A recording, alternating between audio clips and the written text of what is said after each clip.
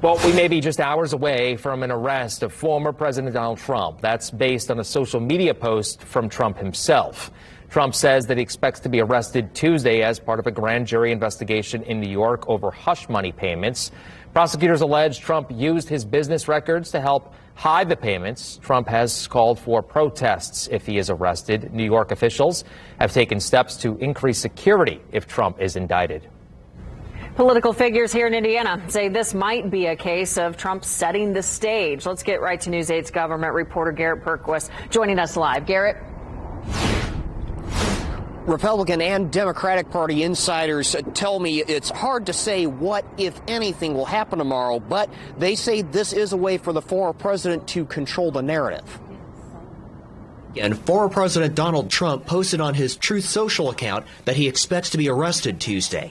He told his followers, protest, take our nation back. It had not leaked from any other source, so considering how often that guy lies, it may just be a bunch of baloney. Even if it is, former state Democratic Party Chair Kip Too says that kind of talk is dangerous. I'm really concerned about what his next move is with respect to this. I don't think this is the biggest indictment. I mean, I think this is for something that is more easily attacked than what's happening in Georgia or what happened on January 6th. But I think it's all part of Donald Trump's attempt to continue to destabilize our country. Hamilton County Republican Party Chair Mario Masalamani says Trump's lawyers might have told him he might need to surrender on Tuesday. So if he knows that there's going to be a possible indictment, he is already setting the stage to have his supporters rally behind him, and also to make sure that the news cycle is talking about how this prosecutor in New York is after a political witch hunt. Masalamani says protests are possible, but violence is unlikely.